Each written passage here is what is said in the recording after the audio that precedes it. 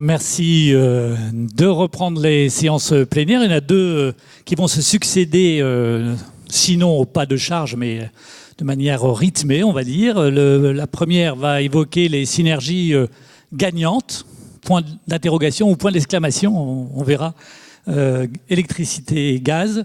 Et ensuite, dans la foulée, immédiatement, le grand sujet, grand enjeu de l'Europe du gaz, avec ses difficultés, mais aussi des défis qu'il faut prendre comme positifs pour construire de manière plus cohérente.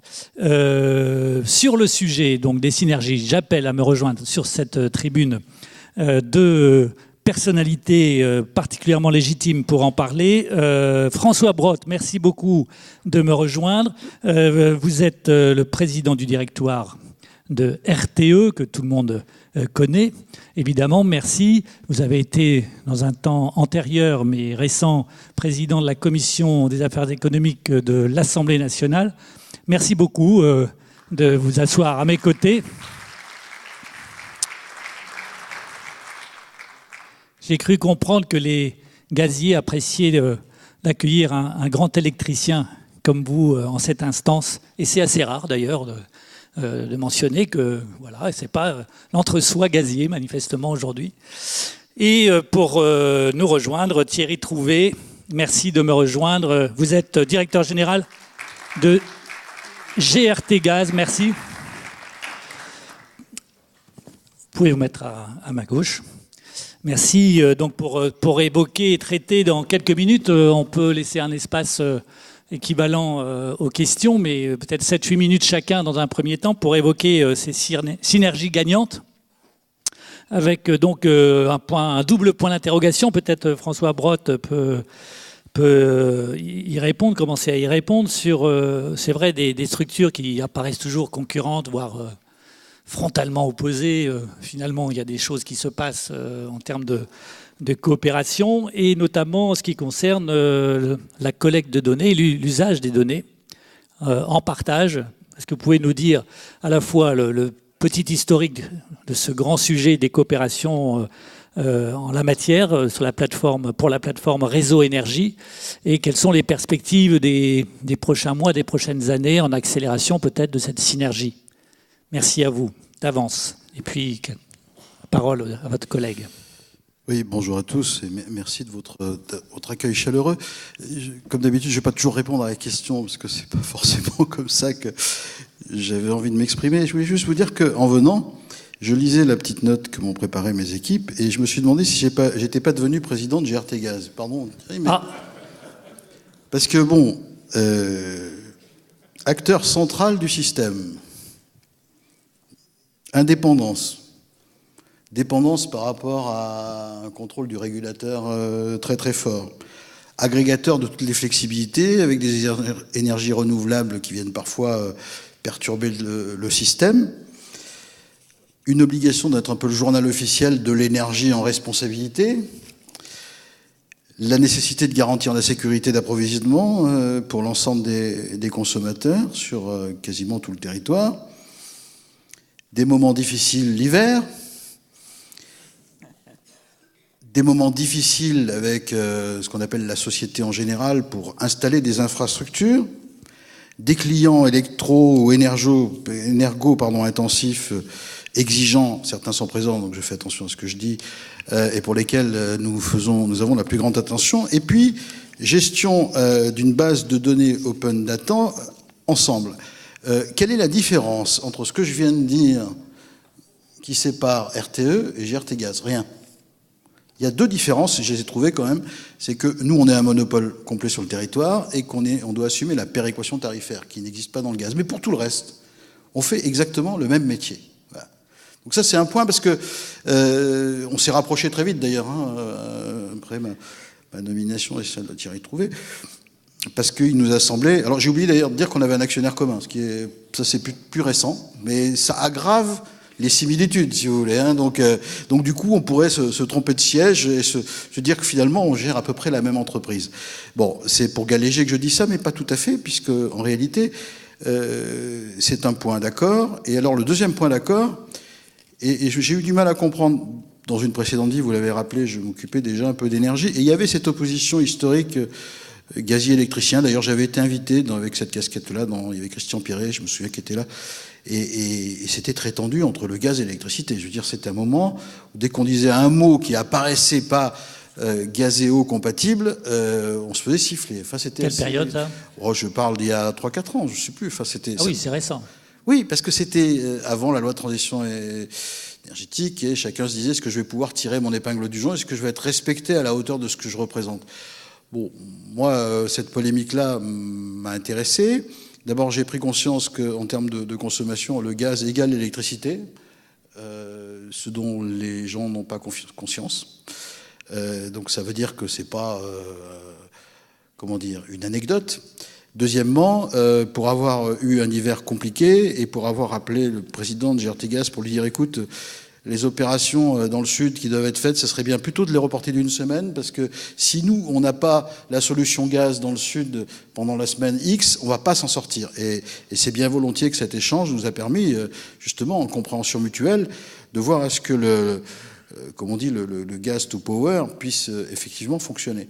Depuis, on a passé un accord pour porter ensemble, alors nous, plus modestement, bien sûr, que GRTgaz, l'opération prototype de stockage via l'hydrogène. Nous avons ouvert, bien avant que d'autres se targuent d'avoir mis en place des agences de tous ordres en matière de données, ensemble, il y a plusieurs mois, déjà une agence, enfin, c'est pas une agence d'ailleurs, un site commun où on peut accéder, les clients, les entreprises qui veulent développer des services, à un service open data qui présente des solutions temps réel, parce que site physique commun. Un site physique commun. À quel endroit là sur un site internet. Oui, d'accord. Site internet. Et donc qui est très fiable, parce que nous sommes, comme je disais tout à l'heure, le journal officiel, l'un de l'électricité et l'autre du gaz, que nous avons cette gestion du temps réel aussi qui fait notre particularité. Bref, les chemins qui se croisent et s'entrecroisent n'arrêtent pas de montrer que nous sommes dans un partenariat obligé. Et plus le mix électrique va être diversifié, plus le gaz aura toute sa place, c'est évident. Et je le disais en aparté tout à l'heure, on me dit que c'est la table ronde d'après, mais moi je serais parti, tant pis. J'étais à Tallinn hier, avec la Commission européenne et un certain nombre d'acteurs, où on parlait de numérique et d'électrique. Et puis, tout d'un coup, le débat a basculé sur le gaz. C'était pas prévu. Le commissaire espagnol, le président de la commission qui s'occupe du projet Winter Package, les rapporteurs, les Estoniens du quartier, pour eux, l'obsession par rapport effectivement à la question russe sur le gaz est majeure. Et donc ils m'ont expliqué, y compris le président de la commission, qu'ils essayaient de calquer le modèle européen du gaz sur l'électricité. Je leur ai un peu expliqué que, en matière d'électricité, les questions de tension, de fréquence, de puissance, d'énergie nécessitaient quand même de différencier les choses. Nous, on a moins de marge de manœuvre que le gaz en termes de temps réel. Hein, et donc, appliquer strictement le même modèle, ça peut apparaître un petit peu extravagant. Pour autant, ça montre bien qu'y compris à l'échelle européenne, la question gazière, elle est majeure et elle est très prégnante dans un certain nombre de pays. Où je crois en termes de préoccupation mais même de faits législatifs et coercitifs. Non, il y a toutes sortes de projets qui, aujourd'hui, autour de la question gazière, sont des forces importantes de structuration de l'Union européenne de l'énergie. J'ai pas répondu à votre question, mais un peu quand même. Non, mais quand même.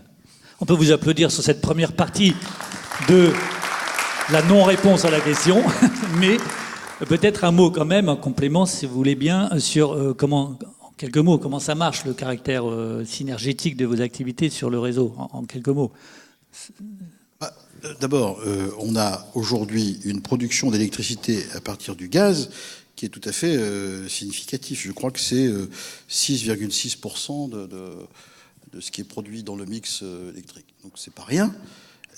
Juste dire que sans ça, on s'en sort pas. Que ça a significativement augmenté, je crois de plus de 15% les années qui viennent de s'écouler, parce qu'il vous a pas échappé que quelques autres énergies qui n'avaient pas vocation à être intermittentes le deviennent un petit peu parfois. Le fruit du hasard Non, parce que l'autorité de sûreté parfois pose un certain nombre d'exigences. C'est son rôle. Hein.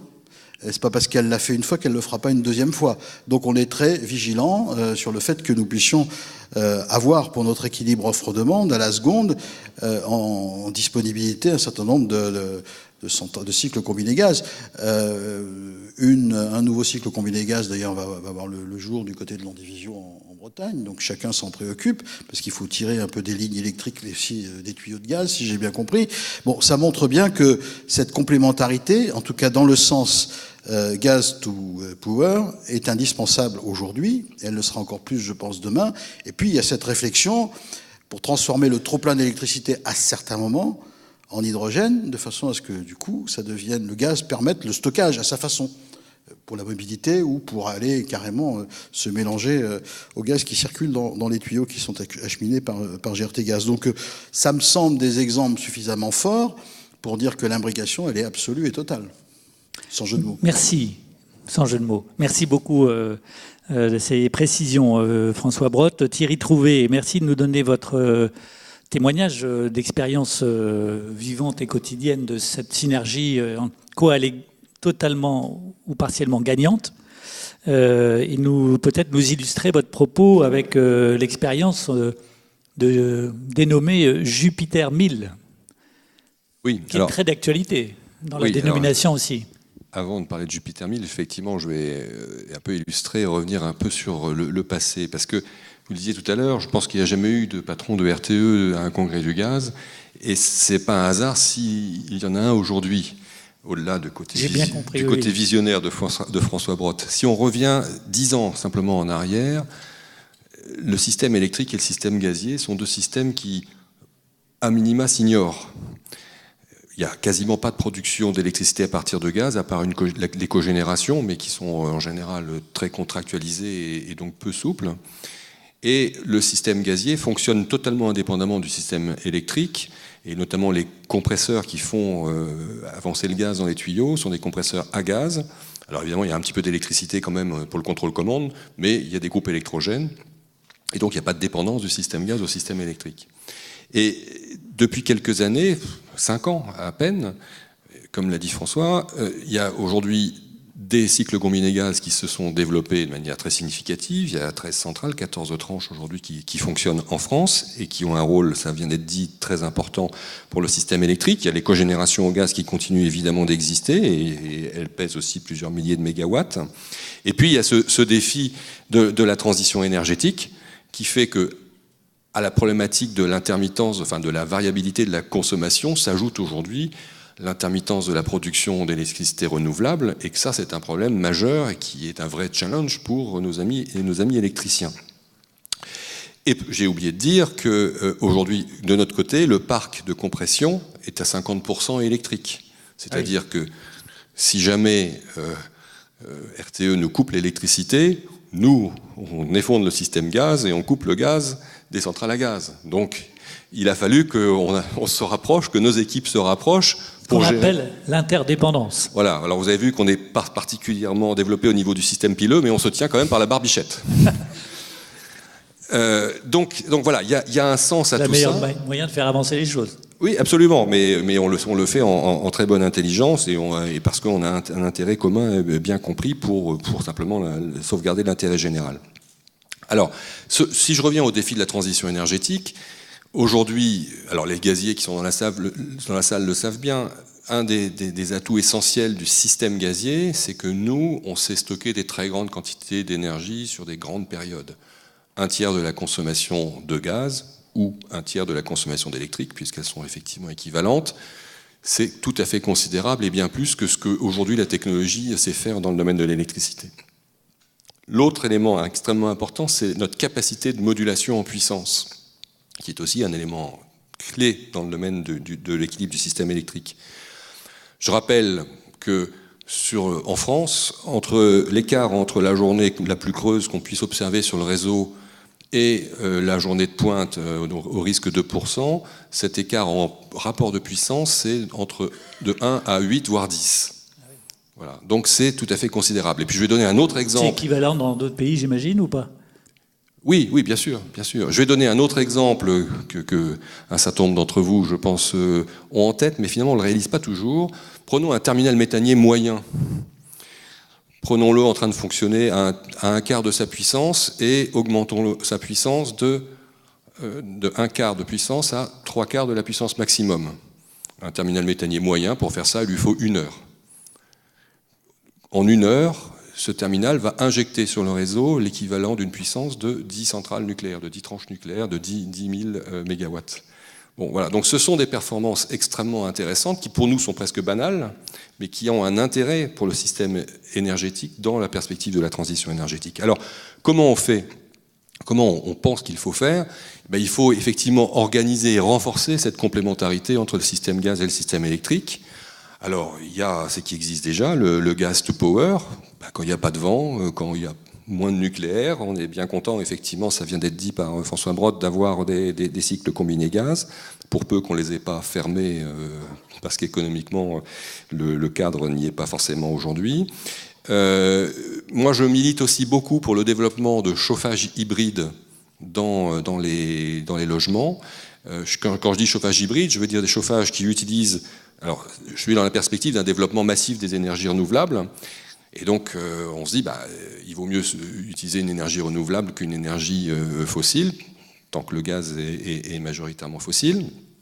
Donc, un chauffage électrique qui utilise en base, quand il y a du vent, du solaire, de l'électricité, et un chauffage au gaz en pointe, qui permet justement d'absorber la pointe et de bénéficier de ce que sait faire le système gaz, avec en plus ce gaz qui progressivement va se verdir. Et puis donc ensuite on voit bien que si on a ce type de système, on saura piloter avec de l'intelligence dans les réseaux et dans les échanges entre réseaux de transport de gaz et d'électricité, on saura piloter finement et intelligemment le passage des pointes. D'où l'intérêt de réseau énergie. Voilà. Alors, mais ne pas le faire, ça serait criminel. Imaginez, parce qu'il y a quand même des gens qui disent ça, alors il y a des gens soit qui ne connaissent pas, soit qui ont des intérêts autres. Imaginez 5 secondes que, par le biais de telle ou telle décision des pouvoirs publics, finalement on décide de se passer le plus vite possible du chauffage au gaz au motif que le gaz est une énergie fossile. Il faut gérer du jour au lendemain un deuxième système électrique, il faut doubler sa taille, sauf que ce n'est pas un système aussi plat, donc on a dit 450 TWh, mais ce n'est pas un système aussi plat que le système électrique, c'est un système qui a un pic monstrueux en termes de thermosensibilité. Donc vous imaginez, en termes de moyens de production électrique, déjà c'est compliqué aujourd'hui avec l'arrivée des renouvelables, en termes de réseau, de transport et de distribution, et en termes de système de stockage, là aussi c'est compliqué aujourd'hui, ce qu'il faudrait faire. Donc c'est évident qu'il faut faire ça. Alors le power to gas, j'y viens. Comment ? Le power to gas, donc Jupiter 1000, j'y viens. Donc c'est un autre élément de couplage entre les deux systèmes. Donc peut-être ce qu'attendent les gens dans la salle qui ont déjà entendu parler de ce projet, c'est que j'en dise un petit mot à la fois sur où est-ce qu'on en est et puis de quoi s'agit-il. Donc je rappelle, c'est un projet pilote avec un consortium dans lequel il y a TIGF, nos collègues du Sud-Ouest, RTE et un certain nombre d'industriels, dont le CEA et des petites et moyennes entreprises françaises. Donc nous allons prendre de l'électricité qui vient d'éoliennes au travers du réseau de RTE. Nous allons faire de l'électrolyse de l'eau, produire donc de l'hydrogène. Cet hydrogène sera utilisé de 2 manières différentes. D'abord, il sera injecté directement en mélange dans le réseau de transport avec le gaz naturel, et donc ensuite consommé par les consommateurs qui sont en aval. Et une autre partie de cet hydrogène sera utilisée pour être combinée à du CO2 qui va être récupéré sur les cheminées d'Ascométal, donc qui est l'usine qui est à côté sur le port de Fos-sur-Mer, pour faire de l'eau et du méthane de synthèse, le méthane de synthèse étant lui aussi injecté dans le réseau de transport en mélange avec le méthane naturel, le gaz naturel. Voilà, donc ça c'est le projet. Où est-ce que nous en sommes aujourd'hui ? Donc c'est un projet sur lequel aujourd'hui un certain nombre de briques que je viens de décrire, méthanation, captage, électrolyse, sont en cours de construction. Les travaux sur le terrain vont commencer dans les semaines qui viennent avec une première pierre qui est prévue en novembre. Ah oui, voilà. très proche. Oui, ça fait un moment qu'on étudie, donc il est temps de passer à la réalisation concrète. 2 ans Oh, oui, puisqu'il a fallu aussi obtenir le soutien des pouvoirs publics, du régulateur. Question de cofinancement aussi. Voilà, donc il a fallu monter le consortium industriel, puisqu'on est quand même 8 partenaires, donc il fallait travailler, et puis il y a des travaux aussi techniques. Et les questions d'autorisation. Et nous pensons que les premiers mètres cubes seront injectés sur le réseau de transport de gaz d'ici la fin de l'année prochaine, donc fin 2018. Fin 2018, d'accord.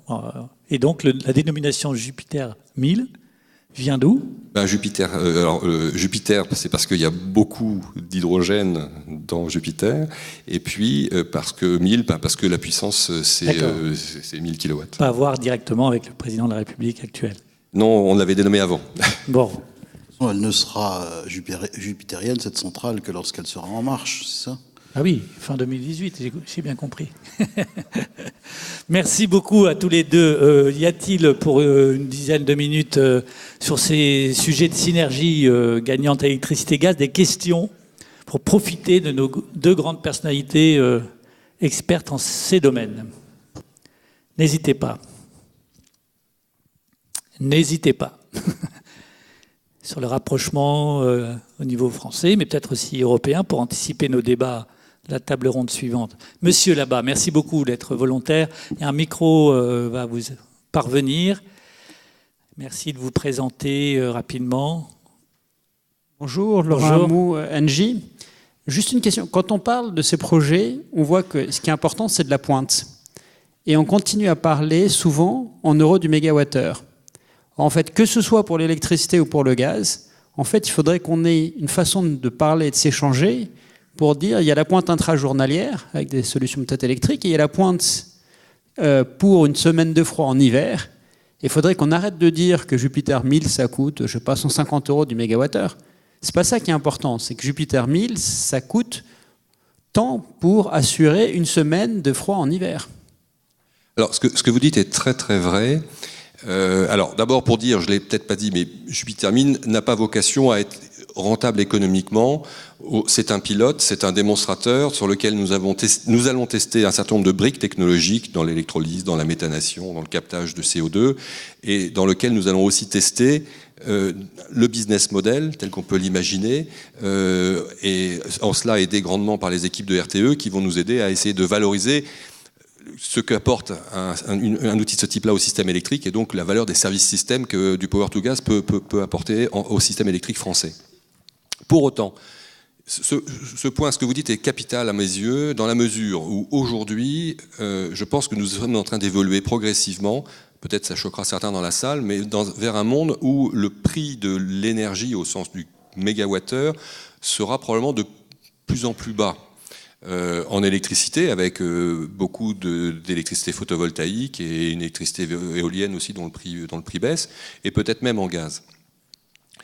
Et ce qui a de plus en plus de valeur, au fond, c'est le fait que quelque chose qui jusqu'ici était naturel, que quand on appuie sur un bouton, la lumière s'allume, et que finalement, quand le vent se met à tomber, ou qu'il se fait à faire nuit, on sait trouver les réserves d'énergie qui vont bien pour que le système continue à fonctionner.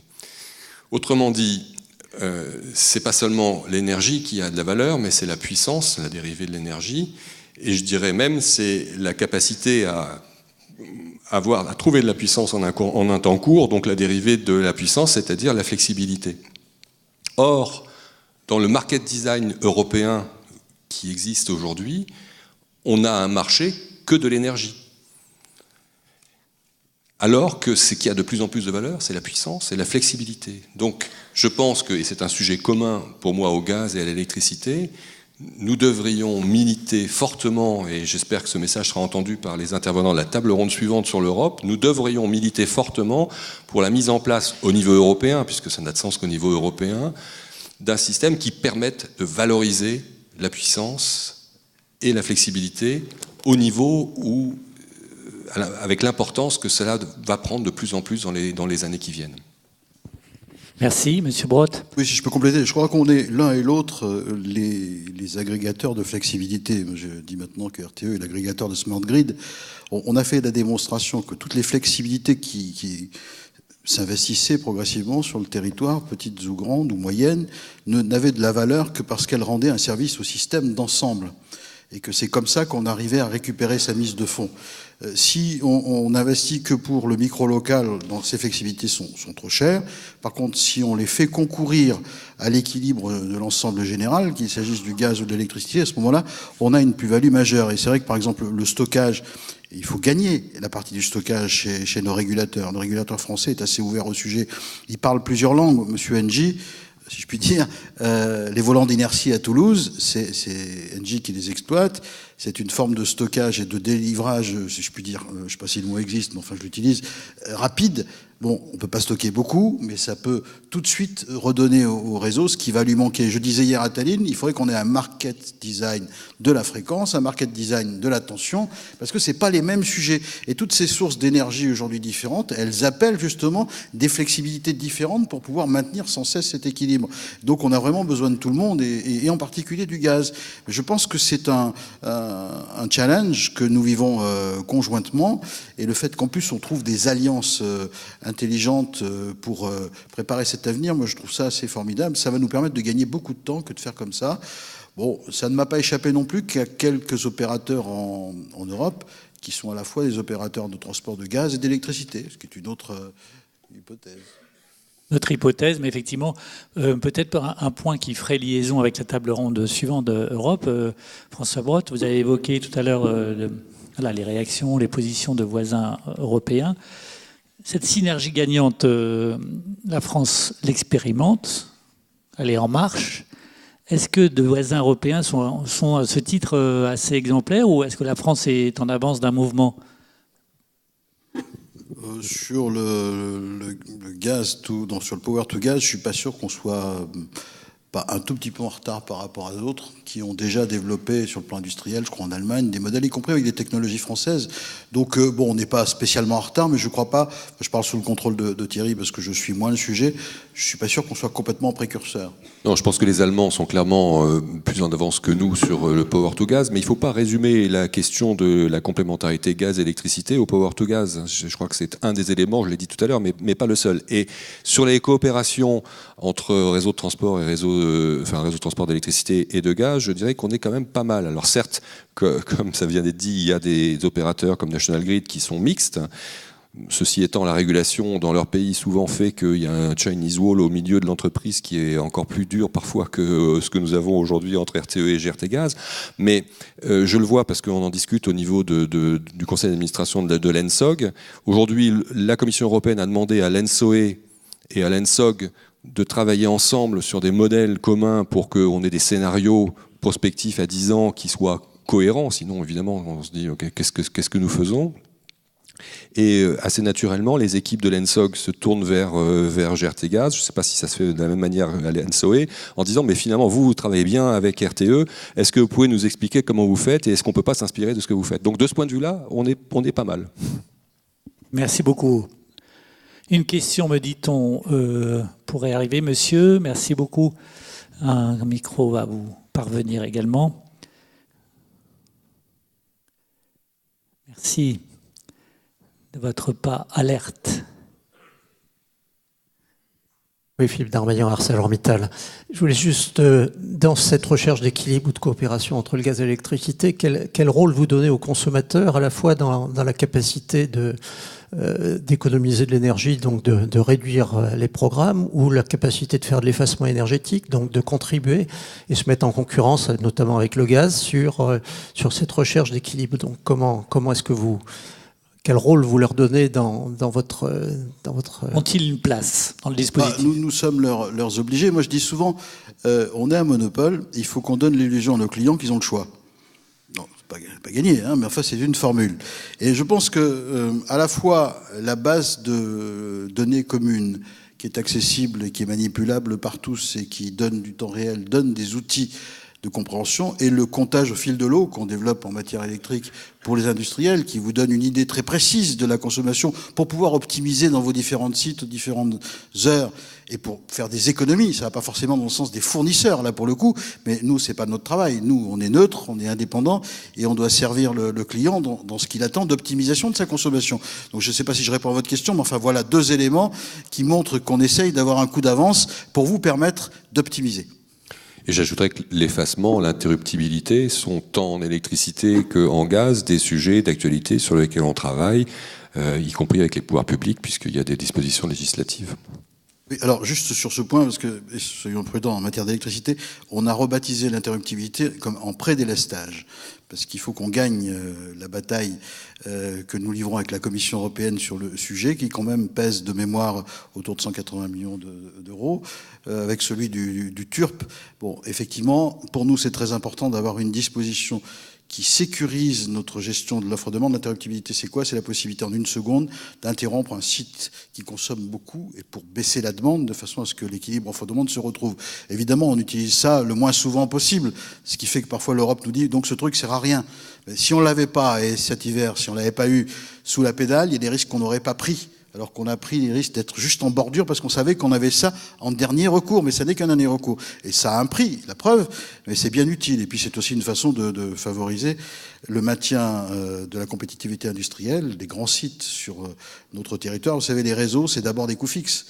Et donc si les grands industriels ont l'idée d'aller demain ailleurs exploiter, outre l'emploi qui va être perdu, de toute façon le coût fixe, il restera pour les consommateurs qui resteront.